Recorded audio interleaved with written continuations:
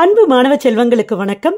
Carbonyl சேர்மங்கள் மற்றும் carboxylic அமிலங்கள் இந்த பாடத்திலிருந்து பயிற்சி வினாக்கள்ல கொஸ்டின் நம்பர் 12 தான் இந்த வீடியோவில் சால்வ் பண்ண போகிறோம். பின்வரும் வினையை நிரப்புக. இந்த வினைப்படு பொருள் பார்த்தீங்கன்னா ஒரு கீட்டோனை கொடுத்துருக்குறாங்க. ஏன் இது கீட்டோன்? கீட்டோனோட வினைச்செயல் தொகுதி CO தொகுதி. CO தொகுதி மட்டும் இருந்தால் பத்தாது. CO தொகுதிக்கு ரெண்டு பக்கமும் ரெண்டு அல்கைல் தொகுதி இருக்கு. பாருங்க, இது ஒரு அல்கைல் தொகுதி, இது மொத்தமும் ஒரு அல்கைல் தொகுதி. ஸோ அந்த மாதிரி இருந்தால் அது கீட்டோன். சரியா? இந்த கீட்டோனை ஒரு அல்கோஹால் கூட ட்ரை HCl உலர் HCl முன்னிலையில் நம்ம ட்ரீட் பண்ணுறோம். இப்போ இது அல்கோஹால். ஏன் அல்கோஹால்? இந்த சேர்மத்தில் OH தொகுதி இருக்கு.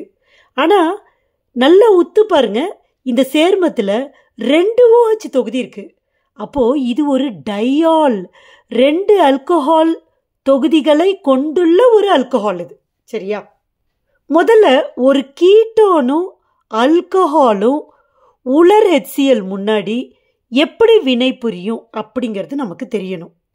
இதுக்கு நம்மளோட டெக்ஸ்ட் புக்கில் பேஜ் நம்பர் 162ல் அல்கோஹால் சேர்த்தல் அப்படின்னு ஒரு வினை இருக்கு.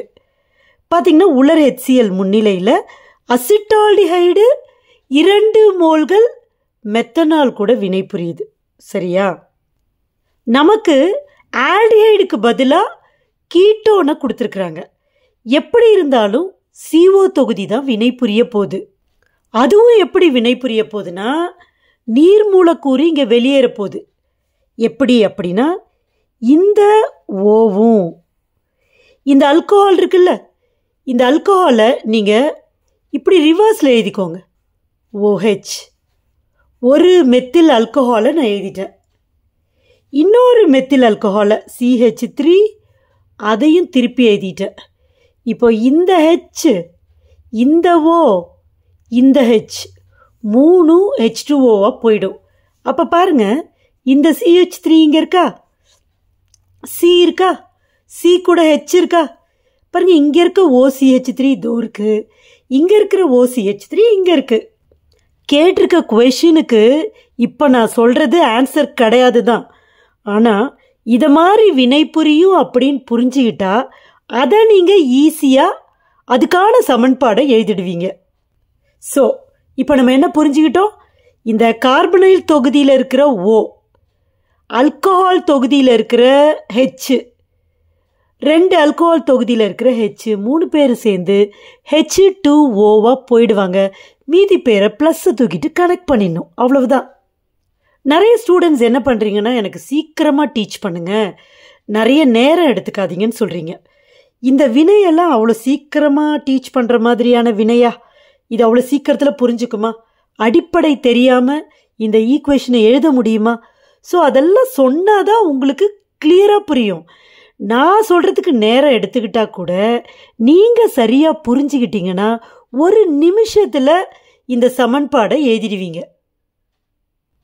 திரும்பவும் இந்த வினைப்படு பொருளை, அதாவது கீட்டோனை நான் எழுதிடுறேன். இப்போ இந்த கீட்டோனுக்கு உங்களுக்கு பேர் தெரியுமா? ஈஸியாக சொல்லிடலாம். இது மெத்தில் தொகுதி, கரெக்டா? இது ப்ரொப்பைல், நேராக இருக்கு, N ப்ரொப்பைல் தொகுதி. அப்போது இது மெத்தில் N ப்ரொப்பைல் கீட்டோன். இது பொது பெயர். ஐயூபேக் பெயர் தான் ரொம்ப ரொம்ப ஈஸி. என்ன பண்ணுவீங்க? கார்பன் சங்கிலியில் கார்பனை கவுண்ட் பண்ணுவீங்க. 1 2 3 4 5 பேர் இருக்காங்க. 5 பேர் இருந்தால் என்னது? பென்டேன். ரைட்டா? இப்போ நம்பரை இப்படி கொடுக்கலாம், இப்படி கொடுக்கலாம், இப்படி கொடுத்தாதான் வினைச்செயல் தொகுதிக்கு குறைச்சலான நம்பர் வரும்.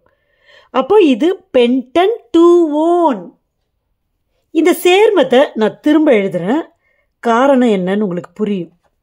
அப்போ தான் நம்மளால் கன்ஃபியூஷன் இல்லாமல் கிளியராக ஈஸியாக விளைபொருளை எழுதிடலாம். ரைட்டா? இப்போ இது கூட இவர் வினை புரியணும்.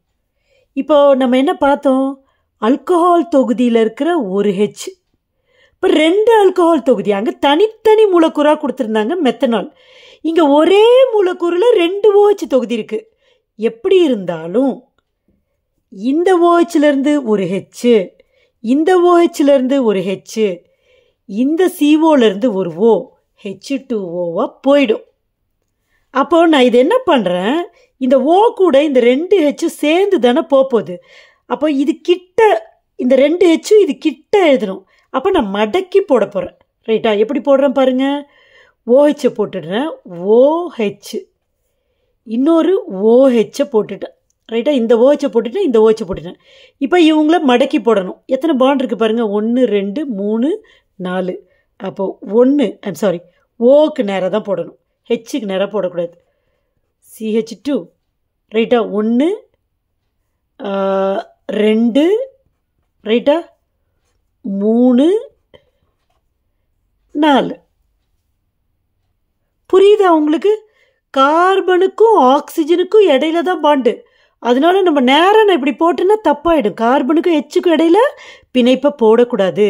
கார்பனுக்கும் ஓக்கும் இடையில தான் பிணைப்பை போடணும். இந்த மாதிரி சின்ன சின்ன விஷயங்கள், நிறைய விஷயங்கள் நமக்கு தெரிஞ்சிருந்தாதான் சரியான சமன்பாடை எழுத முடியும். இப்போ இவங்க 2 பேரும் வினை புரியுறாங்க, அதனால் நான் ப்ளஸ் போட்டுட்டேன். இது ட்ரை HCl, உலர் HCl முன்னாடி நடக்குது. H2O எப்படி போகுது பாருங்க. இந்த O, இந்த H, இந்த O, 3 பேரும் H2O போயிடுவாங்க. Minus H2O. அப்போ நீங்கள் என்ன பண்ணணும், இங்கே டபுள் பாண்ட் இருக்குது, இங்கேருந்து ஒரு H போச்சு, அதனால் இதை நோக்கி ஒரு பாண்டு, இங்கேருந்து ஒரு H போச்சு, அதனால் இதை நோக்கி ஒரு பாண்டு. இங்கே தான் டபுள் பாண்ட் இருக்குல்ல, ஒரு பாண்டை இவருக்கும் ஒரு பாண்டை இவருக்கும் கொடுக்கணும். அவ்வளவுதான். இப்போ அப்படியே எழுதலாமா ஸ்ட்ரக்சர்? எவ்வளோ ஈஸி பாருங்கள். இப்போ பாருங்கள், CH3 எழுதிட்டேன்னா, அடுத்தது என்ன இருக்குது?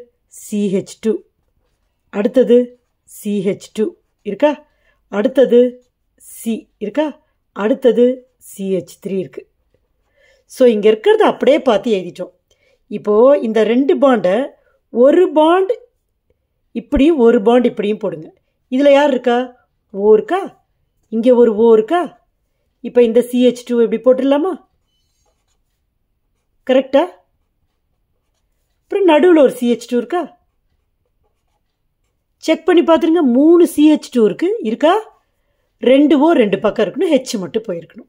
ஸோ இதுதான் இங்கே உருவாகிற விளைபொருள். கார்பன் சுற்றி 4 பாண்ட் இருக்கான்னு செக் பண்ணிடுங்க. இந்த கார்பன் சுற்றி 1 2 3 4. ஆக்சிஜன் சுற்றி 2 பாண்ட் இருக்கணும். இருக்கா? இருக்கு. உங்களுக்கு புரிஞ்சிருக்குன்னு நம்புகிறேன். தேங்க்யூ.